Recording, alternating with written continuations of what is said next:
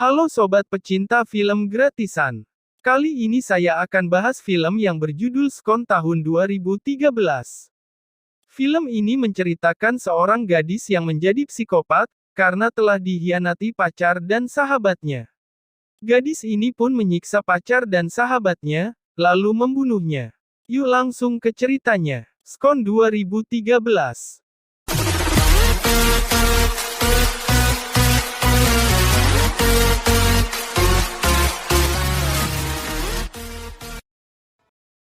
Awal cerita film ditampilkan sebuah percakapan pesan singkat yang membahas tentang pengecrotan.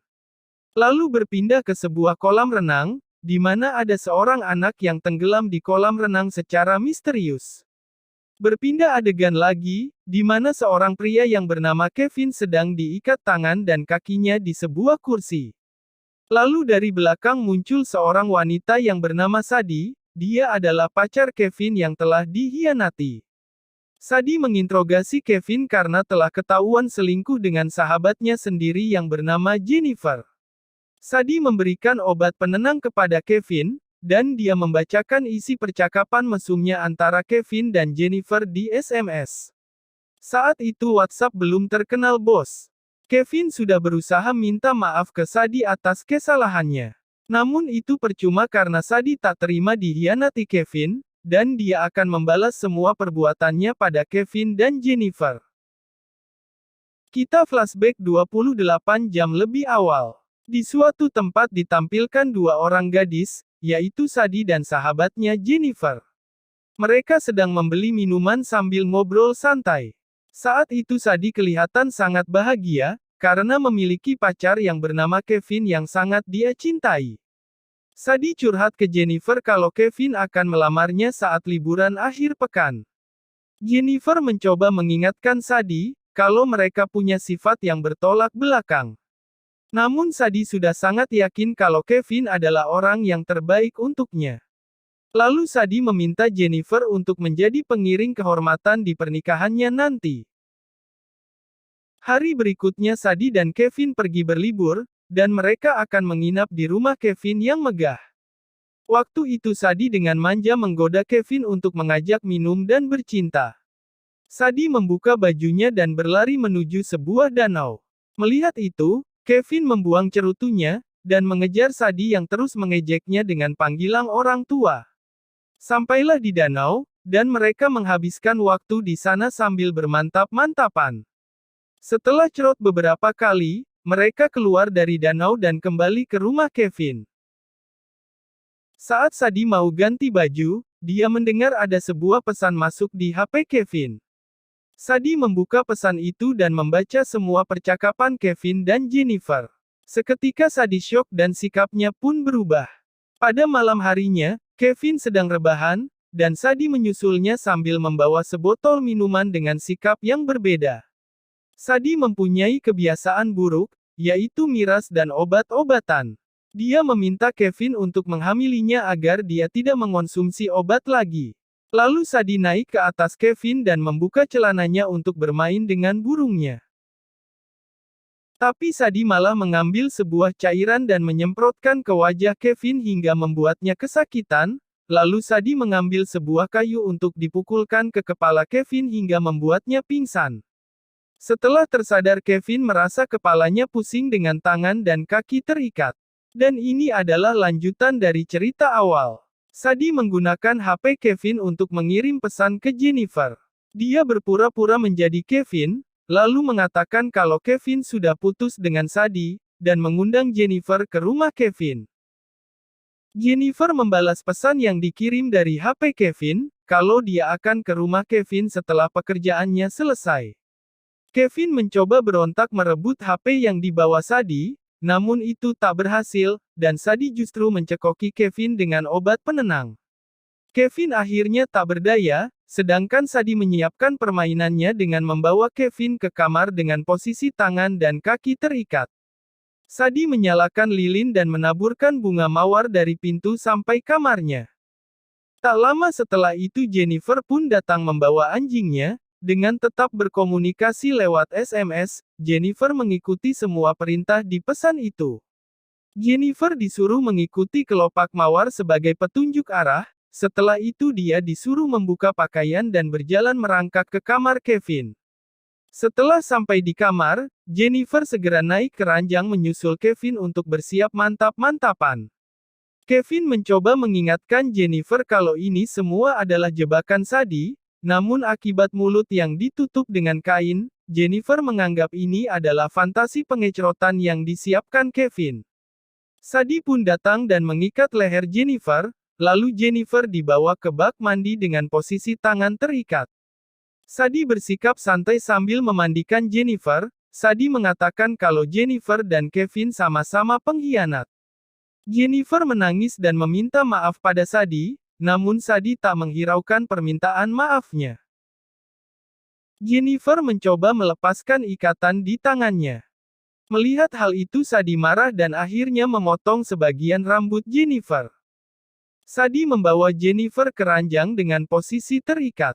Raut wajah Sadie tidak menunjukkan amarah pada mereka, justru Sadie lebih senang jika mereka melakukan wik-wik di depannya daripada di belakangnya. Sadie pergi ke dapur untuk mengambil microwave lalu dibawa ke kamar. Sadie memasukkan anjing kecil punya Jennifer ke microwave. Sadie mengancam mereka, kalau tidak mau melakukan wik-wik di depannya, dia akan memanggang anjing kecil itu. Akhirnya Kevin dan Jennifer melakukannya sambil disaksikan Sadie yang sudah gila. Sadie menyuruh Kevin untuk menjilat apem Jennifer. Setelah cerot, Sadie membawa mereka ke pinggir kolam renang, mereka disuruh untuk makan malam dan bersantai dulu. Adegan berpindah di mana beberapa orang polisi sedang mencari tahanan yang kabur, kita sebut saja Orbota.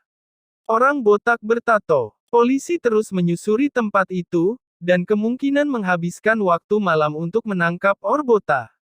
Saat itu Orbota berlari dan bersembunyi di toilet sambil mengasah pisaunya. Dia juga membunuh orang di sana dan mengambil baju untuk mengganti baju tahanannya. Balik lagi ke Sadie. Saat itu Sadie datang kembali ke Kevin dan Jennifer dengan membawa alat setrum. Sadie memasukkan kain ke mulut Kevin dan Jennifer, lalu Sadie menyetrum mereka sampai Jennifer ngompol di celana. Tiba-tiba dari luar ada tetangga datang untuk mencari Kevin. Sadie pun segera menutup mulut Kevin dan Jennifer dengan lakban. Sadie menemui tetangga yang bernama Rita itu agar dia tidak curiga. Setelah Rita masuk ke dapur dan tak menemui apa-apa, akhirnya dia pergi dari rumah Kevin dan membiarkan Sadie melanjutkan acaranya.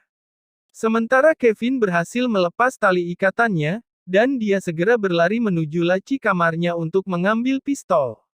Setelah membuka laci di kamarnya, dari belakang Sadie datang dan sudah membawa pistolnya. Sadie menodongkan pistolnya ke Kevin, dan menyuruhnya turun ke bawah. Akibat Kevin yang mencoba kabur, Sadie menambah hukuman kepada Jennifer, agar Jennifer tak melakukan hal yang sama dengan Kevin. Tanpa pikir panjang, Sadie memasukkan jari Jennifer ke alat penjepit, dan mematahkan jarinya sampai membuat Jennifer pingsan. Sementara itu, Kevin dengan posisi tangan dan kaki terikat di kursi, Sadie datang dengan membawa palu besar. Sadie sedikit bercerita tentang masa lalunya dengan Kevin. Sadie yang kecewa dengan janji Kevin, dia mengambil balok kayu dan meletakkan di kaki Kevin.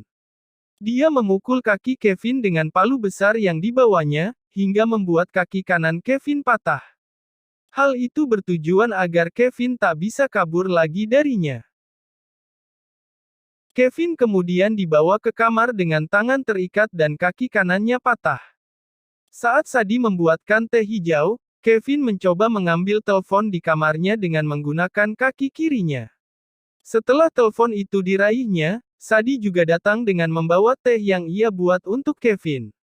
Melihat hal itu, Sadie tambah marah, dan dia meletakkan alat di mata Kevin, dengan tujuan mengaliri arus listrik untuk membakar mata Kevin. Dan akhirnya hal itu membuat matanya hampir buta. Agar teh yang dibuat Sadie tidak mubazir, Sadie meminumkan teh itu pada Kevin yang sudah tidak berdaya. Setelah cukup puas main dengan Kevin, Sadie mendatangi Jennifer yang baru tersadar akibat jarinya yang patah. Sadie bercerita di hadapan Jennifer tentang masa lalunya, dia tega membunuh adik perempuannya sendiri, di usianya yang masih 11 tahun. Dan dari situlah jiwa psikopat Sadie mulai muncul. Sadie kecewa karena anjing yang ayahnya belikan lebih suka pada adiknya daripada dia. Sadie akhirnya nekat menenggelamkan adiknya di kolam renang hingga tewas. Sadie tidak mengakui perbuatan yang membuat hilang nyawa adiknya. Hingga akhirnya dia harus mendekam di rumah sakit jiwa hingga usia 18 tahun. Di kehidupan sekarang, teman-teman Sadie tidak ada yang mengetahui latar belakangnya, termasuk Jennifer yang dianggap sahabat terbaiknya. Sambil meneteskan air mata, Sadie mengatakan kalau Kevin ibarat anjingnya, dan Jennifer sebagai adiknya yang dia tenggelamkan di kolam. Kemudian Sadie mengambil tang dan mematahkan salah satu gigi Jennifer. Jennifer yang sangat marah meludahkan darah di mulutnya ke wajah Sadie. Akhirnya Sadie mengambil bensin dan membawa Jennifer ke danau. Rencananya, Sadie akan melakukan hal yang sama seperti adiknya, yaitu menenggelamkan Jennifer di danau itu. Namun saat Sadie sibuk mengisi bensin dan menyalakan mesin perahu, Jennifer berhasil melepaskan ikatan di tangannya. Dia segera mengambil kayu lalu memukul kepala Sadie dari belakang. Sekuat tenaga Jennifer melarikan diri, tapi Sadie mengambil mobil dan mengejarnya. Saat Jennifer sampai di jalan raya dan menghentikan mobil, ternyata yang keluar dari mobil itu adalah Sadie, dan dia langsung menyuruh Jennifer masuk ke dalam mobil. Di tengah perjalanan Jennifer membuat pengakuan palsu, bahwa ia menjadi pelakor hanya karena ingin memisahkan Sadie dengan Kevin. Hal itu bertujuan agar Jennifer bisa bersatu dengan Sadie, dan menjadi pasangan sesama jenis. Mendengar pengakuan Jennifer, Sadie terbawa suasana dan menjadi luluh. Dan kemudian mereka berciuman di dalam mobil. Namun bodohnya, Jennifer justru nekat keluar dari mobil yang sedang melaju cukup kencang, sehingga membuatnya terluka. Sadie pun turun dari mobil dan mendatangi Jennifer. Tapi Jennifer justru mengatakan kalau Sadie itu orang yang aneh, dan dia hanya berbohong kalau dia mencintainya. Dengan penuh kekesalan, Sadie mencekik Jennifer hingga membuatnya tak berdaya. Sadie kemudian pergi ke mobil mengambil kunci untuk menghabisi Jennifer. Tiba-tiba dua orang polisi yang sedang berpatroli mencari tahanan yang kabur, datang dan memergoki Sadie. Sadie panik dan gugup melihat polisi di depannya, namun dia berhasil mengatasi itu dengan cara mengalihkan perhatian ke ban mobilnya. Setelah dicek ban mobilnya tak ada masalah, polisi memperingati Sadie untuk berhati-hati, karena area sekitar ada buronan yang sangat berbahaya, apalagi untuk seorang wanita di malam hari. Sadie yang sudah lega kembali panik lagi, tiba-tiba Jennifer datang dari semak-semak dan meminta tolong. Tapi saat itu ada truk lewat dan menabrak Jennifer hingga tewas. Dua polisi itu segera berlari memeriksa Jennifer. Sadie yang sudah puas bergegas kembali ke rumah Kevin.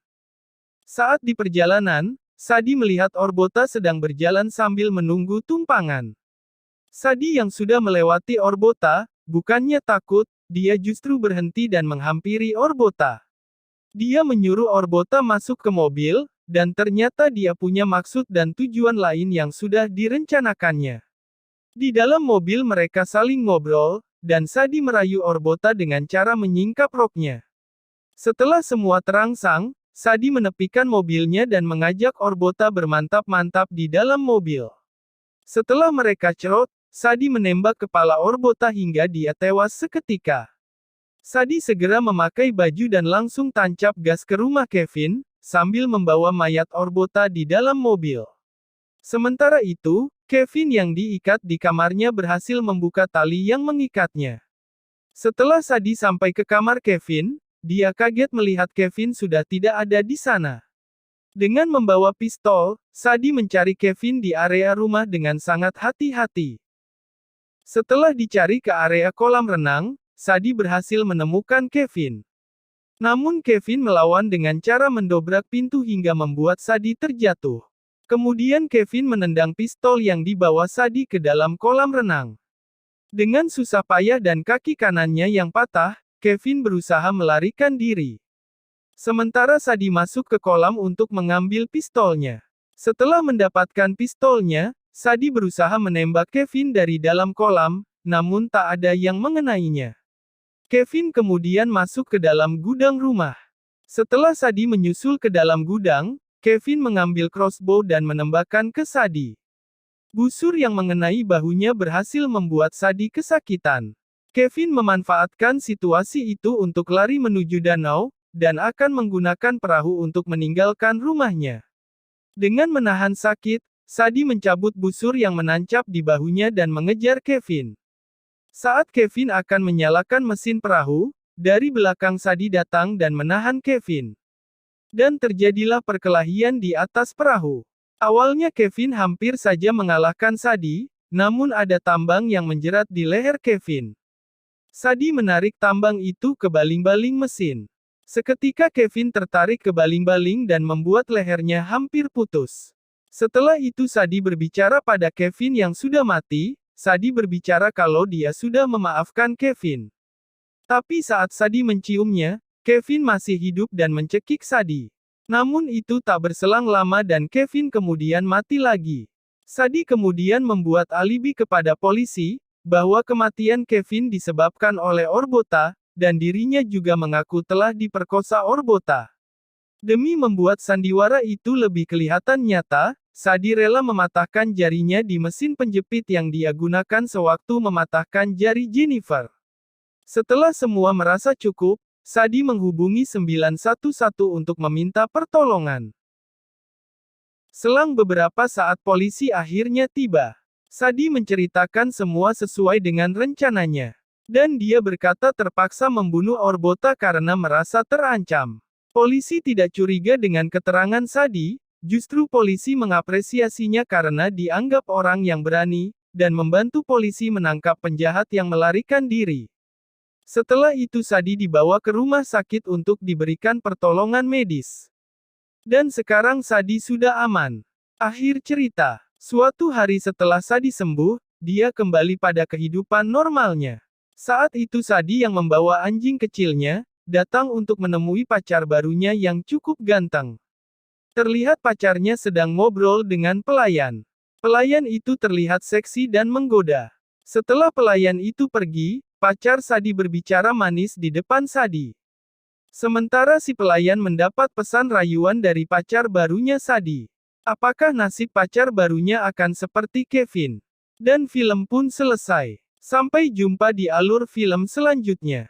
Mohon dukungannya untuk subscribe. Terima kasih.